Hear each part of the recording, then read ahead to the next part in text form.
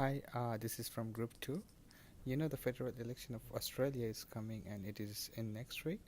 And so the topic of our project is Game of Thrones.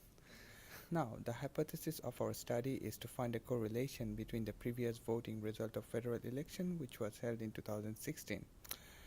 And you can see this figure justifies how we can use Twitter data to find the correlation between politics.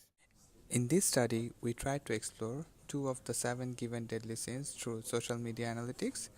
So we tried to find the greed and the rats from political tweets and try to find what people like or dislike about the parties. The architecture we ended up with is CouchDB cluster database with at least two nodes and one node with the application harvesting and RabbitMQ server.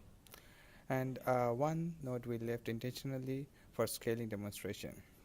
The good thing of our architecture is we have used Q-Service, which is the heart of our harvesting process, and we have used RabbitMQ to process the pipeline of managing the streaming data. Here we are showing our web application to demonstrate our findings. We are dealing with political data here, so our main drawback was we were not getting any tweets with exact geolocation. All the tweets we harvested were tagged with a state or a city, so we did all our analysis based on states. In total, we have collected around 360k amount of tweets.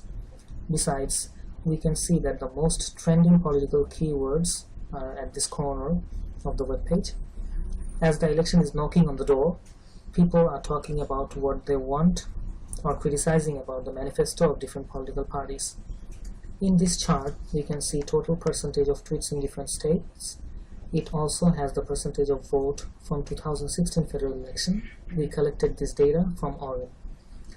From this figure, we can see that there is a correlation between tweets and votes. Now, if we click on any state, it will show the result of that state. Here we clicked on Victoria. It shows the percentage of tweets and votes for most four popular political parties. Here we can see a correlation. Besides, it also shows the sentiment of the tweets. For some parties, people are more positive than others. Now, if we look at the Australian Capital Territory, in the last election, Labour Party won it by a close margin against Liberal Party.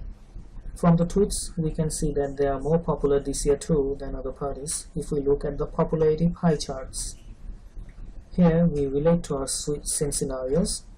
We claim that when people support a party by giving positive tweets about them, they want their supported party to be in power, and we relate it to greed. On the other hand, the negative tweets reflect some sort of hate against that party, and we relate it to wrath. To further validate these claims, if we click on the positive tweets for Labour Party, we find these top positive words from their tweets. And if we click on the negative tweets of Liberal Party, we find these negative words, which are pretty relatable. So, this is our simple front-end demonstration regarding our analysis. Now, let me show you how it was deployed. First, you have a configuration file where you define the cloud that you want to have as a result. For Ansible, you define all the services and instances. Then you just run one script. You provide your credentials, and the script will run a couple of playbooks. The first one will create the instances, and the other one will create all the services associated. Here, for example, we're checking if a CouchDB process is already present in the machine, because we could have that scenario as well. Here we're configuring the CouchDB cluster, setting up the databases, and finally installing the rest of the services. Now that it's finished, we can see the new instances created. Let's use Nova for this from OpenStack. We can see now the 3 instances and we can log in. If we check this instance, for example, we install a database service here, the CouchDB cluster. We can see the 3 databases populated and that they have already documents because the harvesters started to send data. The cluster configuration can be also checked with the other node. Here we can see that the cluster is just 2 nodes as we defined in the initial variables. Now let's check out one of the harvesters. We can log in and verify that the Python process is running. Here we can see the harvester and also actually the application server.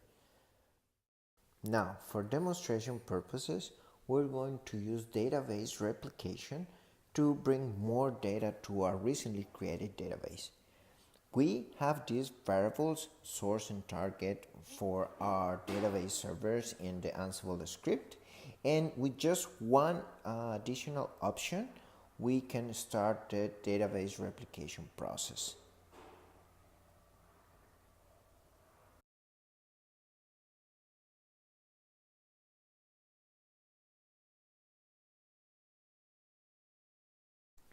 Now, suppose your system needs to scale and you want to add a node. What we need to do is we go back to our configuration file. We change it in order to the desired state, new state we want with this new instance, and we run the same script. Once it processes, it will create the new instance for us. Finally, we can see the new instance created in our dashboard and also verify that it has volumes attached as we intended.